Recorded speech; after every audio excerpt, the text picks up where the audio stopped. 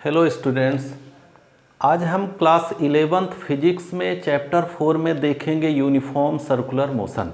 एक समान वृत्तीय गति को देखेंगे, यूनिफॉर्म सर्कुलर मोशन पर डिस्कस करेंगे और इसके द्वारा हम अभिकेंद्र त्वरण, सेंट्रीपेटल एक्सीलरेशन को कैलकुलेट करेंगे। यहाँ पे हमें पहले देखना है यूनिफॉर्म सर्कुलर मोशन, एक समान वृत्तीय गति। सर्कुलर मोशन वृत्तीय गति का मतलब आप जानते हैं कि यदि कोई वस्तु वृत्ताकार मार्ग में इस प्रकार से गति करते हुए इस तरह के मार्ग में गतिमान है, if any object is move in a circular path then it is called the circular motion. ऐसी कंडीशन पे जब कोई ऑब्जेक्ट यहाँ पे इस तरह के मार्ग में, इस तरह के पथ में, रास्ते में चलेगी तो चक्करदार घुमावदार रास्ते में चलती है तो हम इसको सर्कुलर मोशन कहते हैं, वृत्तीय गति कहते हैं। सर्कुलर मोशन, वृत्तीय गति, सर्कुलर मोशन इसको कहते हैं। इस वृत्तीय गति में यहां पे हमको देखना कि एक समान वृत्तीय गति क्या होती है। तो एक समान वृत्तीय गति में जो ऑब्जेक्ट है यहां पे वो मूव तो करेगी इसी सर्कुलर पाथ पे, वृत्तीय मार्ग में, लेकिन उसकी जो स्पीड है यहां पे एक समान का मतलब है कि स्पीड या जो चाल है ये यदि नियत है तो हम यहाँ पे इसको कहते हैं यूनिफॉर्म सर्कुलर मोशन, एक समान वृत्तीय गति,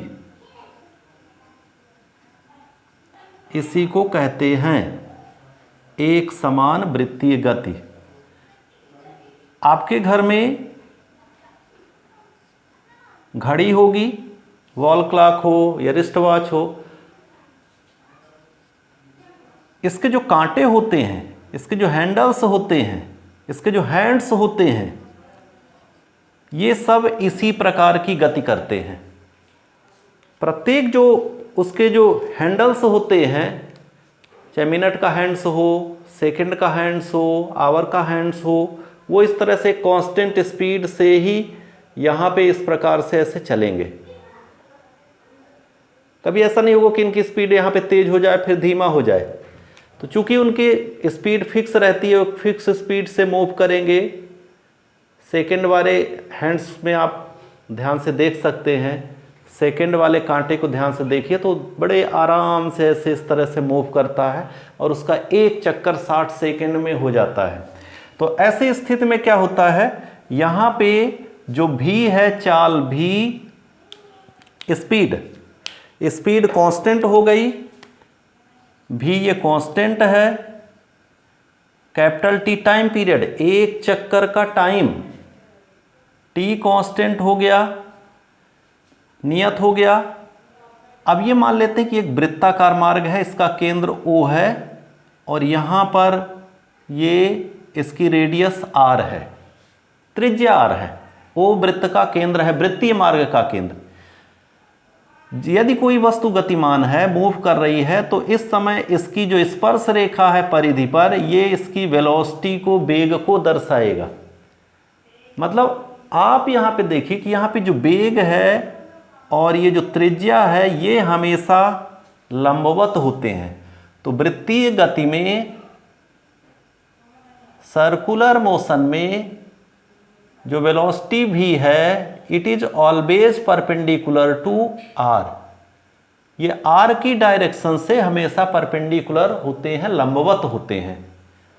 कहीं पर भी जाएंगे, यहाँ से ये जैसे ये एक पॉइंट P हो गया, कुछ समय पश्चात ये घूम के यहाँ पहुँच गया, क्योंकि यहाँ पे जो ऑब्जेक्ट है यदि T समय पर है यहाँ पे, तो after delta time T it will be approaches to P dash. Delta T समय के बाद ये P पॉइंट पर पहुँच गई, तो इस समय इसकी जो वेलोसिटी है वेग है वो इस दिशा में होगी, स्पर्श रेखा की दिशा में, इसको हम v डैश कंसीडर कर लेते हैं, और हमेशा r के लंबवत ही रहेगी। ठीक, यहाँ पे r के हमेशा परपेंडिकुलर होगी। तो यहाँ पे हम ये कह रहे हैं कि v की जो डायरेक्शन है, वेग की जो दिशा है, यहाँ पे डायरेक्शन, दिशा, ये हमेशा परिवर्ती है, वेरिएबल है, चेंजेबल है, परिवर्ती है।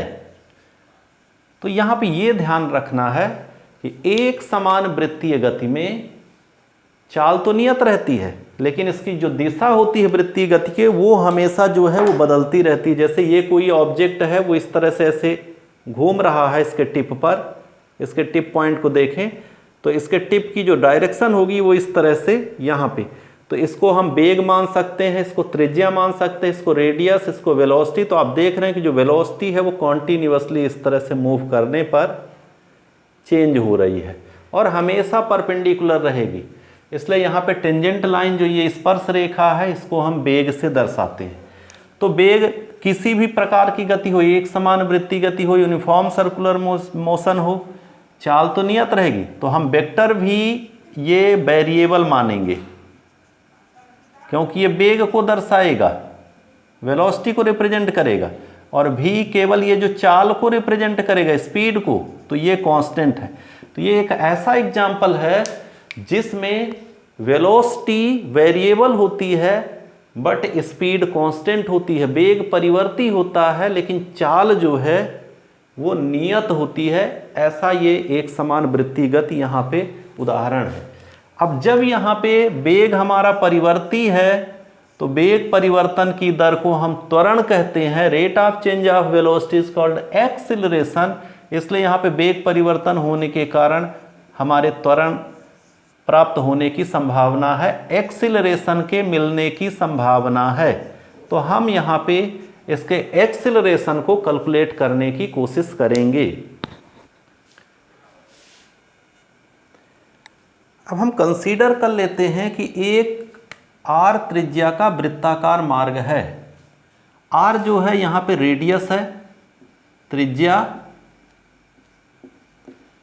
इसका ये एक वृत्ताकार मार्ग है, सर्कुलर पाथ है। यहाँ पे m द्रव्यमान का एक कण, मास ऑफ पार्टिकल, द्रव्यमान का एक कण है जो इस पे एक नियत चाल से घूम रहा है, यूनिफॉर्म स्पीड से मूव कर रहा है। ए पॉइंट पर इसकी स्पीड जो है यहाँ पे v1 है। सो v1 इज स्पीड, सॉरी ये वेलोसिटी है, स्पीड तो कांस्टेंट होगी। तो v1 इज वेलोसिटी एट ए पर वेग है। डेल्टा टी समय बाद ये यहाँ पर आता है बी पॉइंट पर, ये इस तरह से मूव कर रहा है, ऐसे घूम रहा है और गति करता हुआ ये मूव करता हुआ यहाँ पे बी पॉइंट पर ये v2 है। तो v2 is velocity at B पर कण का वेग है। यहाँ पे हमको क्या करना है, ये इसका कोणीय विस्थापन है, डेल्टा थीटा एंगुलर डिस्प्लेसमेंट, कोणीय विस्थापन, एंगुलर डिस्प्लेसमेंट, कोण है, कोणीय विस्थापन। कोण को भी हम यहाँ पे, एंगल को भी हम स्केलर और वेक्टर दोनों लेते हैं। जब ये बहुत छोटा होता है तो इसका वेक्टर फॉर्म माना जाता है, तब वहाँ पे हम कोणीय विस्थापन इसको कहते हैं, एंगुलर डिस्प्लेसमेंट। और बड़ा होता है तो स्केलर फॉर्म लेते हैं जिसको कोण बोलते हैं, एंगल बोलते हैं। तो इस तरह से ये हो गया।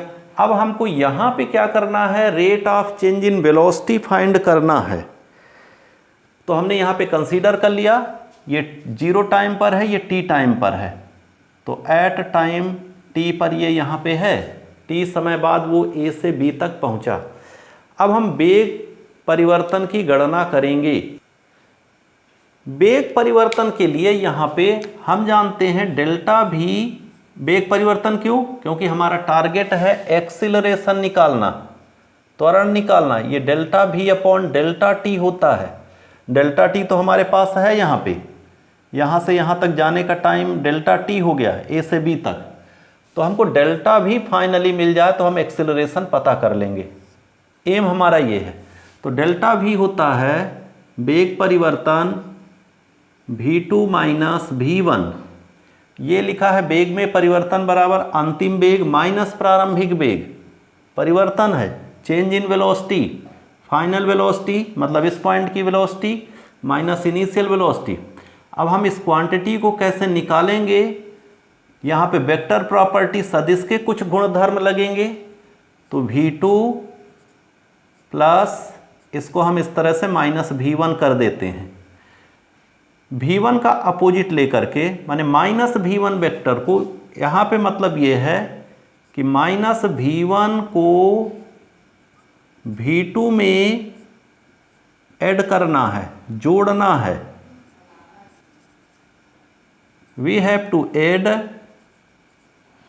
v2 in, we have to add minus v1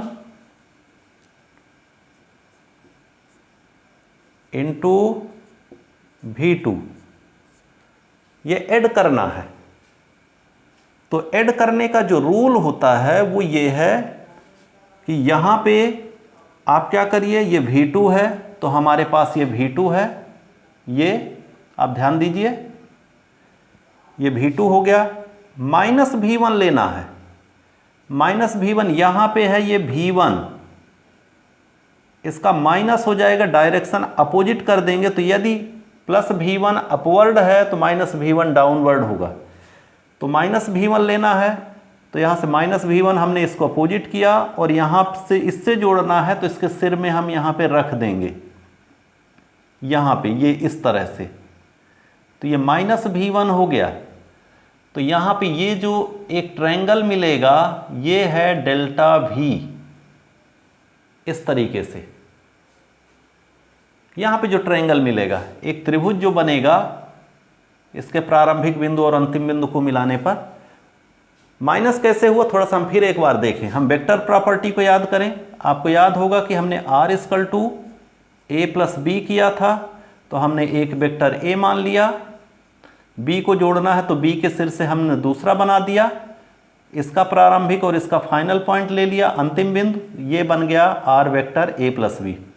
ठीक इसी तरह से r equal to a minus B करना है, दो वेक्टरों का अंतर, डिफरेंस। तो हम वेक्टर r इक्वल टू यहाँ पे हम a वेक्टर ले लेंगे, b का निगेटिव वेक्टर ले लेंगे, मतलब यहाँ पे माइनस साइन को b के साथ कर देंगे। तो हर वेक्टर का नेगेटिव वेक्टर होता है, ऋण सदिश होता है या विपरीत सदिश कहते हैं। माइनस चिन्ह लगा देने पर उसकी दिशा उल्टी हो जाती है।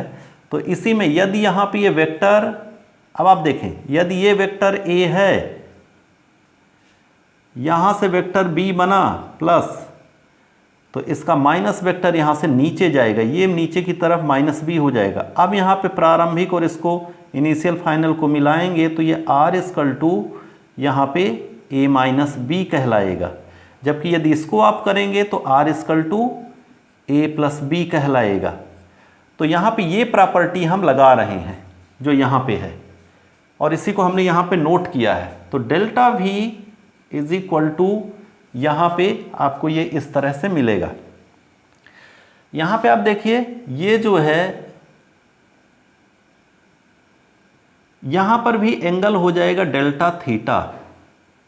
यदि ये एंगल थीटा है तो यहाँ पे ये एंगल त्रिभुज के गुणधर्म से, ट्रायंगल प्रॉपर्टी से डेल्टा थीटा हो जाएगा, क्योंकि जिन दो रेखाओं के बीच में ये एंगल है, कोण है, इन्हीं दोनों के लंबवत रेखाओं के बीच में भी वही कोण होगा। तो आप ये समझ सकते हैं यहाँ पे। तो इन दो रेखाओं के बीच में यहाँ पे कोण है, तो इनके लंबवत रेखाएं यहाँ पे, इसको यदि हम थोड़ी देर के लिए ये यहाँ पे V1 हमने बना दिया, थोड़ी देर के लिए ये हो गया V1, सॉरी V2, इसको उठा के हमने यहाँ रखा। हमारा यहाँ पे ये जो है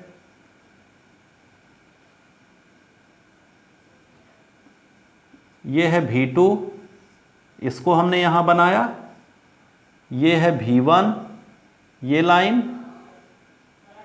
तो इन दो रेखाओं के, जिन दो रेखाओं के बीच में यहाँ पर एंगल थीटा है, इन्हीं दोनों के लंबवत, तो इन्हीं दोनों के लंबवत रेखा यहाँ पे आप देख रहे हैं, इसके लंबवत ये है और इसके लंबवत ये है।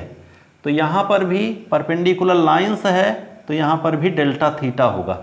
फिर यहाँ पे हमने क्या किया, यहाँ पे हमने ये प्लस V1 है तो माइनस V1 हमने ऐसे बनाया, ये माइनस V1 हो गया। तो ये एंगल अल्टरनेट एंगल से एकांतर कोण के गुणधर्म से यहाँ पर भी डेल्टा थीटा हो जाएगा। तो इसलिए यहाँ पे डेल्टा थीटा इस तरह से ड्रा हो गया। यहाँ पर आप देखेंगे, यहाँ पे ये जो लाइन बन रही है, ये लाइन यहाँ पे सेंटर की तरफ जा रही है, सेंटर की दिशा को, इसकी दिशा को इंडिकेट कर रही है, इस डायरेक्शन को इंडिकेट कर रही है। इसका मतलब है कि यहाँ पे जो वेग परिवर्तन होगा, चेंज इन वेलोसिटी होगा, वो सेंटर की डायरेक्शन पे होगा, टुवर्ड्स द सेंटर। तो चेंज इन वेलोसिटी यहाँ पे डेल्टा भी जो भी है ये टुवर्ड्स सेंटर होगा। तो टुवर्ड्स सेंटर, केंद्र की तरफ होगा। ठीक, ये बात क्लियर हो गई। यहां से आप ये, यहां पर भी वही काम ये कर सकते हैं, यहां पे इस तरह से ड्रॉ कर सकते हैं। तो हम यहां पे ये देख रहे हैं कि हमें दो ट्रायंगल मिल गए। एक ये ट्रायंगल मिला, चाहे आप इस ट्रायंगल को ले लें, चाहे ये ट्रायंगल ले लें।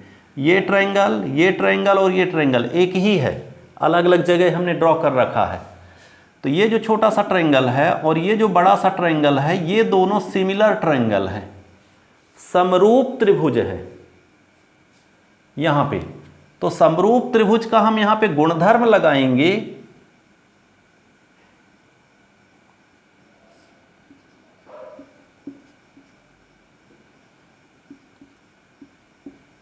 हम इसको यहां पे फिर बना रहे हैं, ये है डेल्टा भी, तो और यहाँ है डेल्टा थीटा। तो इन दोनों में सिमिलर प्रॉपर्टी का, सिमिलर ट्रायंगल की प्रॉपर्टी लगाएंगे। तो इनके जो साइड्स होंगे, by the property of similar triangles, by property of similar triangle, समरूप त्रिभुजों के गुणधर्म से, यहां पे आप देखेंगे ये है R, ये है इसका आर्क, चाप। तो यहां पर कोण के सामने की भुजा चाप कहलाती है, डेल्टा थीटा के सामने की जो भुजा है वो आर्क कहलाती है। ये आर्क है, चाप है। तो यहाँ पे जो ट्रायंगल है OAB is similar to triangle, इसका हम कुछ नाम दे देते हैं। यहाँ पे चलिए नाम दे देते हैं PQR, ट्रायंगल PQR। ये दोनों सिमिलर हैं, इसलिए यहाँ पे हम एक प्रॉपर्टी लगा देते हैं, कोण बराबर चाप बटे त्रिज्या की।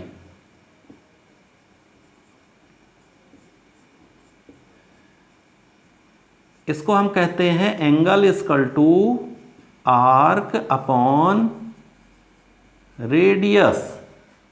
ऐसी प्रॉपर्टी हम यहां पे लगाएंगे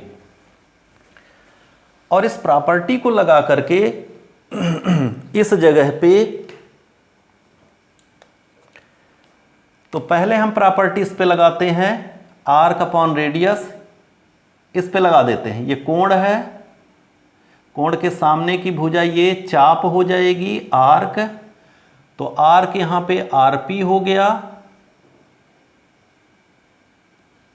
और त्रिज्या यहां पे कोई भी त्रिज्या मान सकते हैं। ये चाप है तो चाप के दोनों साइड की जो लाइन है जैसे क्यू आर या पी क्यू ये, और इसी तरह से यही property angle equal to arc upon radius इस बड़े वाले में लगा देते हैं इस थीटा के लिए। तो एंगल इक्वल टू यहाँ पे आर्क हो जाएगा ए बी और ओ ए। ये बात क्लियर हो गई होगी। यदि नहीं क्लियर है तो हम यहाँ से फिर से इसको समझने की कोशिश करते हैं। हम यहाँ पे एक ट्रायंगल ले लेते हैं और ये ट्रायंगल ले लेंगे, ट्रायंगल ओ ए बी। ये ट्रायंगल हमने लिया, यहाँ पे हमने लगाया delta theta, angle equal to arc upon radius, ये वाला सूत्र। तो चाप हो जाएगा ए बी और यहाँ पे ओ ए हो जाएगा। इस ए बी को हम यहाँ पे छोटा सा डिस्प्लेसमेंट मान लेते हैं, इतना डेल्टा आर, विस्थापन मान लिए क्योंकि बॉडी यहाँ से चल के यहाँ जा रही है, तो इसको हम डेल्टा आर अपॉन आर। हम इस पॉइंट को फिर से समझ रहे हैं, यही काम हम इस वाले ट्रायंगल में करेंगे। तो यहाँ पे delta theta in triangle P Q R, तो इन ट्रायंगल इस त्रिभुज में, तो फिर यहाँ पे delta theta angle equal to arc upon radius लगाएंगे। तो angle equal to arc upon radius जब लगाएंगे तो इसका आर्क है पी आर, रेडियस है कोई भी साइड रेडियस मान लेंगे क्योंकि दोनों साइड ये और ये इक्वल है। तो हम यहाँ पे रेडियस चलिए क्यू आर को मान लेते हैं, इसको भी मान सकते हैं। यहाँ पे हो जाएगा डेल्टा भी, क्योंकि ये स्केलर फॉर्म में लिखा जा रहा, अदिश फॉर्म में, अदिश रूप में, सदिश नहीं लिख रहे हैं। तो ये डेल्टा भी, इसका सदिश हटा देंगे और V1 का मॉडुलस, V1 का जो मॉडुलस है ये चाल हो जाएगी। और चाल यहाँ पे नियत चाल हमने V माना है। यदि यहाँ पे हम इस साइड को लिखते तो V2 हो जाता। तो एक बात यहाँ पे और ध्यान रखना है कि यहाँ पे यदि V1 का परिमाण आए या V2 का परिमाण लेना है तो वो दोनों समान होंगे, क्योंकि ये चाल स्पीड को रिप्रेजेंट करेगा। तो magnitude of the velocity represents the speed because here motion is a uniform, so modulus of the V1 and V2 will be constant here that represents speed, चाल को रिप्रेजेंट करेंगे। अब आप यहाँ पे देखिए, इसका मतलब ये हुआ कि डेल्टा V अपॉन V हो गया। इन दोनों को आप लेफ्ट हैंड साइड इसके देखिए, दोनों इक्वल हैं यहाँ पे। तो ये लिखा है ए बी अपॉन ओ ए, तो इसकी जगह पे हम यहाँ से ये पॉइंट ले इनकी वैल्यू रखेंगे। तो ओ बी अपॉन ओ ए यहाँ पे आप देख रहे हैं ये है डेल्टा आर अपॉन आर, ये पॉइंट, और इक्वल के पहले R P upon Q R. तो R P upon Q R ये है डेल्टा वी अपॉन वी। यहाँ से हमें मिलेगा डेल्टा वी का मैग्नीट्यूड, तो ये हो जाएगा V delta R upon R. इतना क्लियर होना बहुत इंपॉर्टेंट है, इतना आपके बिल्कुल माइंड में सेट हो जाना चाहिए कि ये पॉइंट कैसे आ रहा है, क्योंकि आगे अब इसके बाद सब कुछ इजी है। क्योंकि हम यहाँ पे हमको मिल चुका है modulus of change in velocity, वेग परिवर्तन का परिमाण। हम इसको समय से विभाजित करेंगे तो आपको मिल जाएगा त्वरण। तो चलिए अब हम इसको, अतः त्वरण बराबर हो जाएगा एक्सीलरेशन, त्वरण, और त्वरण होता है ए बराबर, अदिश रूप निकाल रहे हैं स्केलर फॉर्म, वेग में परिवर्तन delta we upon delta T. वेग में परिवर्तन के लिए हम यहाँ पर ये वैल्यू सब्स्टिट्यूट करेंगे, v अपॉन आर, ये v अपॉन आर, और delta R upon delta T. ये v हुआ, ये r हुआ, तो वी आर हुए, ये डेल्टा आर है, और डेल्टा टी हमको ये लेना पड़ेगा क्योंकि हम यहाँ पे डेल्टा टी नीचे लगा रहे हैं। तो फाइनली आपको क्या मिला, आप यहाँ पे देखिए, आपको फार्मूला मिल चुका है, इधर हम रब कर रहे हैं। तो आपका फाइनल फार्मूला बनेगा एक्सिलरेशन त्वरण ए, स्केलर फॉर्म ले रहे हैं, तो v upon R delta R upon delta T, ये विस्थापन है, डिस्प्लेसमेंट है, और ये टाइम है। तो यहां पे ये हो जाएगा v, since v equal to delta R upon delta T. Delta R is here displacement of body, विस्थापन है। विस्थापन क्यों? क्योंकि वस्तु यहां से चल के यहां तक जा रही ना, तो इसको हम विस्थापन मानेंगे, डिस्प्लेसमेंट मानेंगे। तो विस्थापन की दर, वेग, तो अभिकेंद्र त्वरण हुआ v स्क्वायर अपान आर। तो यहां पे देखिए ये है त्वरण का परिमाण, मैग्नीट्यूड ऑफ एक्सिलरेशन, त्वरण का परिमाण। इस डेरिवेशन को ध्यान रखना है और क्लियर करके रखना है। आप वीडियो को पॉज करिए और इसके बाद इसको क्लियर करके देखिए।